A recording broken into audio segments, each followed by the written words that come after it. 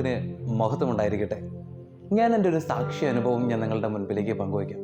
അതായത് ഞാൻ എൻ്റെ തുടക്ക കാലഘട്ടത്തിൽ എനിക്കൊരു ആരാധന ശുശ്രൂഷ ചെയ്യാൻ ഞങ്ങളുടെ ദൈവസഭയിൽ എനിക്കൊരു അവസരം തന്നപ്പോൾ ഞാൻ എൻ്റെ ഒരു എക്സൈറ്റ്മെൻറ്റ് കൊണ്ട് ഞാൻ കുറേ വചനങ്ങൾ പ്രിപ്പയർ ചെയ്തു. അതുപോലെ കുറച്ച് സാക്ഷ്യങ്ങളും എല്ലാം കളക്ട് ചെയ്തിട്ട് ഞാനിങ്ങനെ ശുശ്രൂഷയ്ക്കായിട്ട്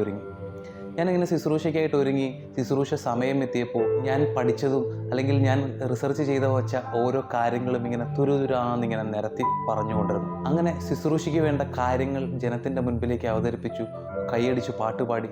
എന്നാൽ ഒരു സഹോദരൻ എന്നെ മാറ്റി നിർത്തി പറഞ്ഞു, എടാ, നിൻ്റെ ആരാധന കാര്യങ്ങളെല്ലാം കൊള്ളാം, നീ റിസർച്ച് ചെയ്തതൊക്കെ നല്ലത് തന്നെ, നിൻ്റെ ആദ്യത്തെ ആരാധന രീതി എല്ലാം എനിക്ക് ഇഷ്ടപ്പെട്ടു.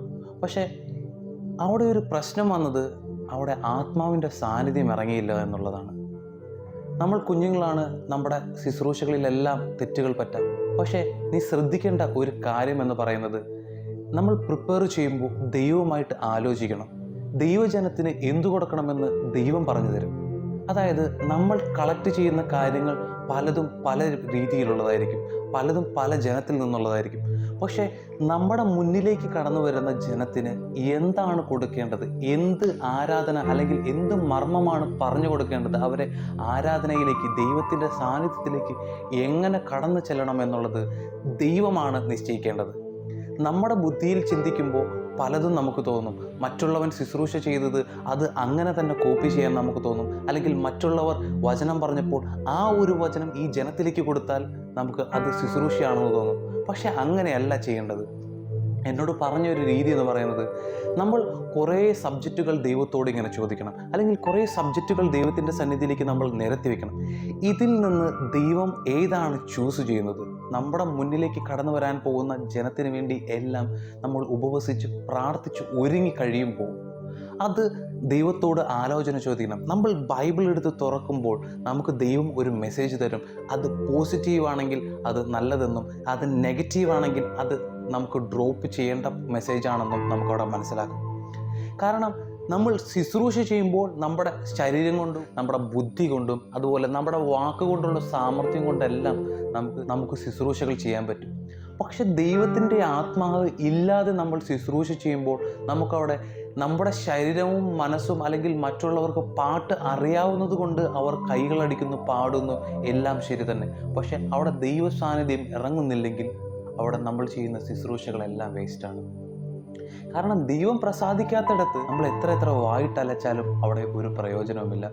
ദൈവജനം കൈയടിക്കും, പാട്ടുപാടും. കാരണം നമുക്ക് സ്ഥിരം അറിയാവുന്ന ഒരു ഗാനമാകുന്നത് കൊണ്ട് തന്നെ, അല്ലെങ്കിൽ നമ്മൾ സ്ഥിരം പാടുന്ന പാട്ടാകുന്നത് കൊണ്ട് തന്നെ അവർ കൈകളടിച്ച് പാടും. എന്നാൽ നമ്മുടെ ശുശ്രൂഷയിൽ ദൈവം ഇറങ്ങി വരണം. ഞാൻ നിങ്ങളുടെ മുൻപിലേക്ക് ചെറിയൊരു എക്സാമ്പിൾ കൊണ്ടുവരാം. ഇതാണ് ഞാൻ നിങ്ങളുടെ മുൻപിലേക്ക് കൊണ്ടുവരുന്ന ഒരു എക്സാമ്പിൾ. ഇതൊരു ചെറിയൊരു ഗ്ലൗസാണ്. ഈ ഗ്ലൗസ് വെച്ചിട്ട് നമുക്ക് എന്ത് ജോലിയും ചെയ്യാൻ പറ്റും. അതായത് കട്ട ചുമക്കാം, അതുപോലെ എന്തും താഴെ കിടക്കുന്ന ഏതൊരു വസ്തുവും എടുക്കാം, മുകളിലുള്ള വസ്തുവിനെ ചാടിപ്പിടിക്കാം, അതുപോലെ കമ്പോ കോലോ അല്ലെങ്കിൽ മറ്റ് എന്തൊരു വസ്തുവിനെയും ഈ ഒരു ഗ്ലൗസ് മുഖേന നമുക്ക് യൂസ് ചെയ്യാൻ പറ്റും. പക്ഷേ എന്താ പ്രശ്നമെന്ന് പറഞ്ഞാൽ, ഈ ഗ്ലൗസിന് സ്വയമേ ഒന്നും ചെയ്യാൻ സാധിക്കത്തില്ല. ഇത് ചെയ്യാൻ സാധിക്കുന്ന ഒരു കൈ ഇതിൻ്റെ അകത്തേക്ക് കയറി വന്ന് ഇതിനെ സ്പർശിച്ച് ഇതിൻ്റെ ഉള്ളിലേക്ക് ഇറങ്ങി വന്നാൽ മാത്രമേ ഇതിന് എന്തെങ്കിലും എടുക്കാനോ പിടിക്കാനോ സാധിക്കത്തുള്ളൂ. ഒരു ഗ്ലൗസിൻ്റെ ഉപയോഗം യഥാർത്ഥത്തിൽ പുറത്തേക്ക് വരണമെങ്കിൽ അതിൻ്റെ ഉള്ളിലേക്ക്, ജീവനുള്ള മനുഷ്യൻ്റെ കൈ ഉള്ളിലേക്ക് വന്നാലേ സാധിക്കത്തുള്ളൂ. അതായത് ഞാനിപ്പോൾ ഈ ഗ്ലൗസ് ധരിച്ചിരിക്കുമ്പോൾ ഈ ഗ്ലൗസിന് എന്തും തന്നെ ചെയ്യാൻ സാധിക്കും. അതായത് ഇവിടെ ഇരിക്കുന്ന ഫോൺ ഇങ്ങനെ എടുക്കാം, അല്ലെങ്കിൽ ഈ ഒരു പൂവിനെയോ അല്ലെങ്കിൽ ഞാനിരിക്കുന്ന ഏതൊരു വസ്തുവിനെയും ഈ ഗ്ലൗസ് ഉപയോഗിച്ച് തൊടാൻ സാധിക്കും. ദൈവമക്കളെ, നമ്മളാണ് ഈ ഗ്ലൗസ് എന്ന് ചിന്തിക്കുക. ഈ കൈ അകത്തേക്ക് വന്നിരിക്കുന്ന കൈ, അതായത് എൻ്റെ ഈ കൈ ഒരു ദൈവത്തിൻ്റെ കരമാണെന്ന് ചിന്തിക്കുക. നമ്മളാകുന്ന ഈ ഒരു ഗ്ലൗസിലൂടെ നമുക്ക് ഒന്നും തന്നെ ചെയ്യാൻ സാധിക്കത്തില്ല. സ്വയമേ നമുക്ക് ഒന്നും ചെയ്യാൻ സാധിക്കത്തില്ല. എന്നാൽ ദൈവത്തിൻ്റെ അദൃശ്യമായ കരം നമ്മുടെ ഉള്ളിലേക്ക് വന്നാലോ നമുക്ക് എന്തും ചെയ്യാൻ സാധിക്കും. ദൈവത്തിൻ്റെ അദൃശ്യകരം നമ്മുടെ മേൽ തൊടുമ്പോൾ, അല്ലെങ്കിൽ ദൈവ അദൃശ്യകരം നമ്മുടെ ഉള്ളിലേക്ക് വരുമ്പോൾ നമ്മൾ പോലും അറിയാതെ നമ്മൾക്ക് ചെയ്യാൻ പറ്റാത്ത കാര്യങ്ങൾ ചെയ്യാൻ സാധിക്കും. ഹല്ലേലൂയ.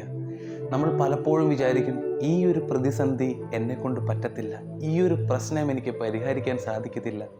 എന്നാൽ ദൈവത്തിൻ്റെ ആത്മാവ് പറയുകയാണ്, പ്രകാരം പറയുന്നു. യോഹന്നാൻ്റെ സുവിശേഷം 15-ാം അധ്യായം 1 മുതലുള്ള തിരുവചനങ്ങൾ ഇപ്രകാരം പറയുന്നു: എന്നാൽ ഞാൻ സാക്ഷാൽ മുന്തിരിച്ചെടിയും എൻ്റെ പിതാവ് കൃഷിക്കാരനുമാണ്.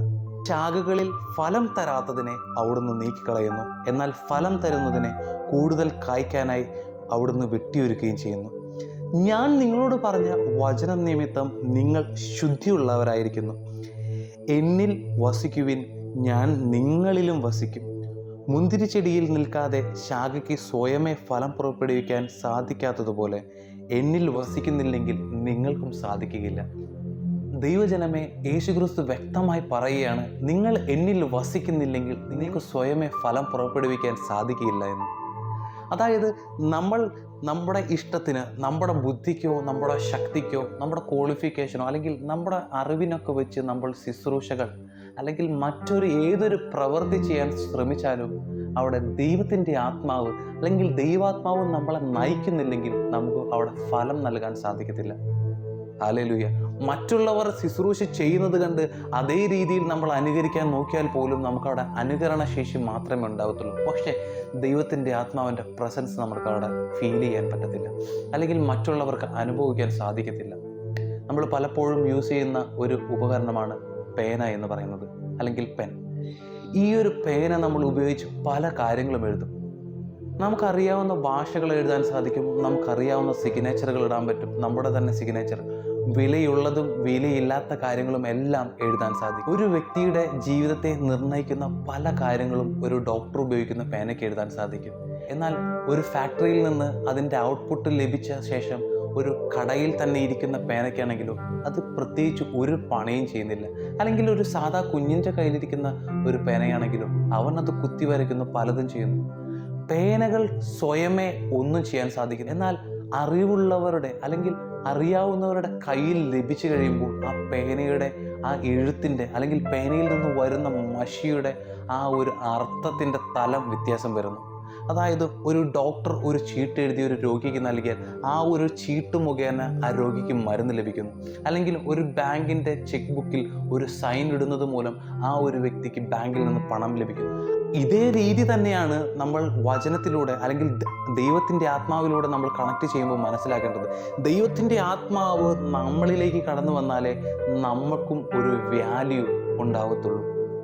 നമ്മൾ നേരത്തെ കണ്ടു, ഓരോ സിഗ്നേച്ചർ അല്ലെങ്കിൽ ഓരോ റൈറ്റിങ്സിനും അതിൻ്റേതായ വിലയുണ്ടെന്ന്. നമ്മുടെ ഉള്ളിലേക്ക് ദൈവത്തിൻ്റെ ആത്മാവ് കടന്നു വരുമ്പോഴേ ഒരു ദൈവഭക്തന് വിലയുണ്ടാകത്തുള്ളൂ. ഇന്ന് എനിക്കും നിങ്ങൾക്കും ഒരു വിലയുണ്ടെങ്കിൽ അത് ദൈവത്തിൻ്റെ ആത്മാവ് ഉള്ളതുകൊണ്ടാണ്. യേശുക്രിസ്തു പറയുന്നുണ്ട്, ദൈവത്തിൻ്റെ ആത്മാവ് വരുമ്പോൾ നിങ്ങളെ സഹായിക്കുകയും നിങ്ങളെ ശക്തിപ്പെടുത്തുകയും നിങ്ങളെ നയിക്കുകയും ചെയ്യുമെന്ന്. വചനം പറയുന്നത് പോലെ തന്നെ നമ്മളെ ശക്തിപ്പെടുത്താനും നമ്മളെ സഹായിക്കാനും നമ്മളെ ബലപ്പെടുത്താനും എല്ലാം ദൈവത്തിൻ്റെ പരിശുദ്ധാത്മാവുണ്ട്. മറ്റൊരു വചനത്തിലൂടെ പറയുന്നു, നിങ്ങൾ അവിടുത്തെ രാജ്യവും നീതിയും അന്വേഷിക്കുകയും ബാക്കിയുള്ളതെല്ലാം നിങ്ങൾക്ക് കൂട്ടിച്ചേർക്കപ്പെടും. ദൈവമക്കളെ, കാലങ്ങളെല്ലാം കടന്നുപോയിക്കൊണ്ടിരിക്കുക. പ്രവചനങ്ങൾ പലതും സംഭവിച്ചുകൊണ്ടിരിക്കുന്നു. വരാനുള്ളവൻ വരിക തന്നെ ചെയ്യും. കേൾക്കാൻ ചെവിയുള്ളവൻ കേൾക്കട്ടെ.